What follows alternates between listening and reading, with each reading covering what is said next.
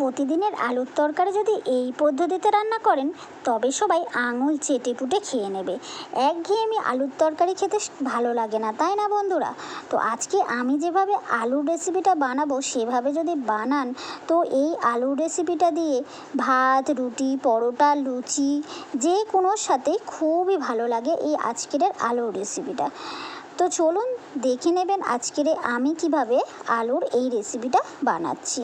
প্রতিদিন আলুর তরকারি খেতে একরকমভাবে আলুর তরকারি খেতে ভালো লাগে না, তবে প্রতিদিনের আলুর তরকারি যদি এই পদ্ধতিতে রান্না করা যায় তবে ছোট থেকে বড় সবাই আঙুল চেটে পুটে খেয়ে নেবে।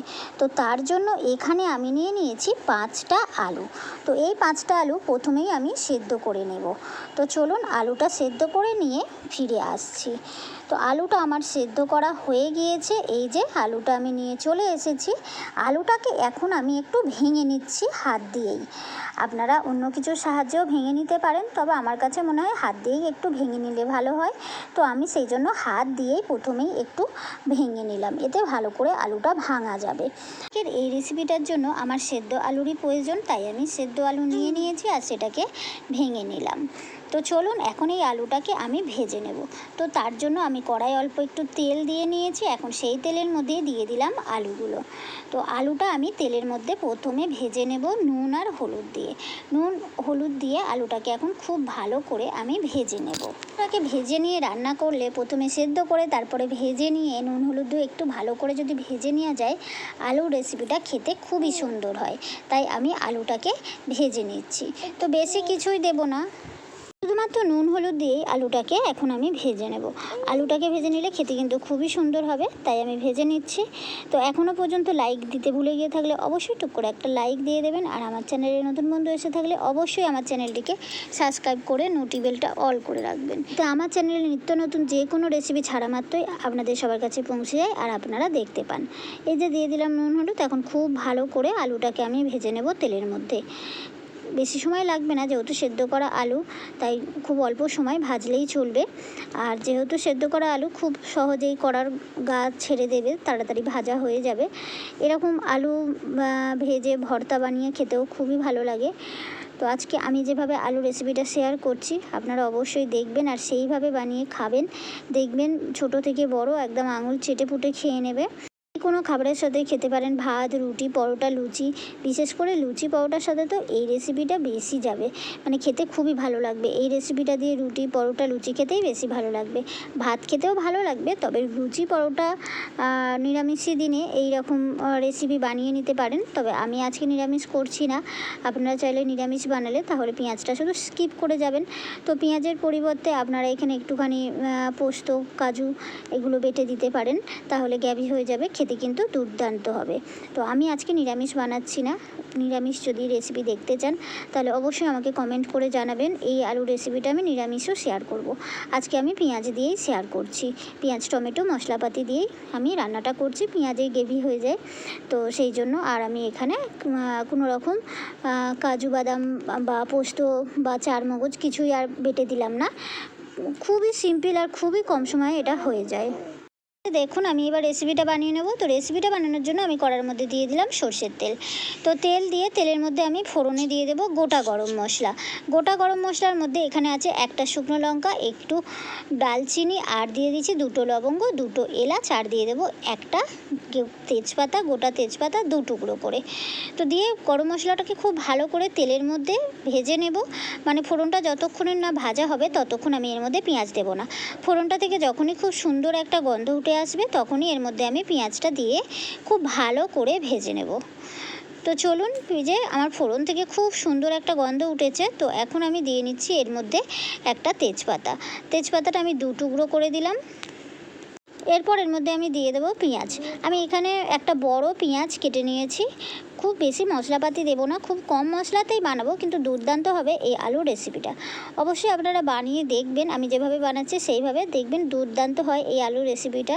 প্রতিদিনের একঘেয়েমি আলুর রেসিপি মানে আলুর তরকারি সবার খেতে ভালো লাগে না, এই পদ্ধতিতে একবার বানিয়ে দেখবেন, আশা করছি আপনাদের ভালো লাগবে। ভালো লাগলে বন্ধুবান্ধব আত্মীয় স্বজনের মধ্যে শেয়ার করে দেবেন, যাতে তারাও এই ধরনের নতুন ধরনের আলুর এই রেসিপিটা বানিয়ে বাড়ির সবাইকে খাওয়ায়। খুবই ভালো লাগে খেতে এই আলুর রেসিপিটা, মানে এতটাই সুন্দর হয়। আলুর দম তো বানিয়ে খেয়েছেন, এইভাবে একবার বানিয়ে খেয়ে দেখবেন। আলুর দম সবসময় বা আলুর তরকারি সবসময় কি আর ভালো লাগে? তো এই পদ্ধতিতে একবার বানিয়ে দেখবেন, খুবই ভালো হয়। তো পেঁয়াজটা একটু ভেজে নেবার পর দিয়ে দিলাম একটা গোটা বড় টমেটো। তো টমেটো আমি এখানে দিয়ে নিয়েছি, আপনারা চাইলে টমেটোর পরিবর্তে দইও ব্যবহার করতে পারেন। টমেটো আর পেঁয়াজটা আমি একটু ভালো করে ভেজে নিচ্ছি। ভালো করে গ্যাসটা বাড়িয়েই আমি হাই স্পিডেই টমেটো পেঁয়াজটা আমি ভেজে নেব। টমেটো পেঁয়াজটা একদম হাই স্পিডে ভাজলে খুবই ভালো হয়। আর টমেটো পেঁয়াজটা তাড়াতাড়ি নরম হয়ে যাওয়ার জন্য আমি এখানে দিয়ে দিচ্ছি নুন দিয়ে খুব ভালো করে টমেটো পেঁয়াজটাকে আমি ভেজে নেব। নুন দিয়ে ভাজলে তাড়াতাড়ি টমেটো আর পেঁয়াজটা নরম হয়ে যাবে।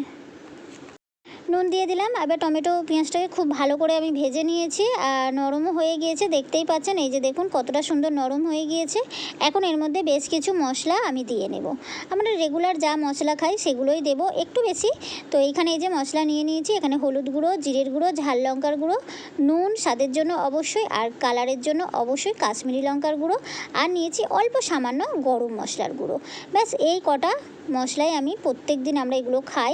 তবে এর মধ্যে কাশ্মীরি লঙ্কার গুঁড়োটা আমরা প্রত্যেক দিন খাই না। তো আর গরম মশলাটা আমি অল্প সামান্য এক ছিটে দিয়েছি। তো তরকারির এই রেসিপিতে যদি গরম মশলাটা একটু প্রথমেই সামান্য দিয়ে দেওয়া যায়, শেষে কিন্তু আমি গরম মশলা আর দেবো না। এতে কী দেবো শেষে অবশ্যই আমার সাথে থাকুন, স্কিপ করে দেখবেন না, তাহলে জানতে পারবেন একদম শেষে আমি এই রেসিপিটাতে কী দিচ্ছি, যাতে রেসিপিটা এতটাই সুন্দর হবে।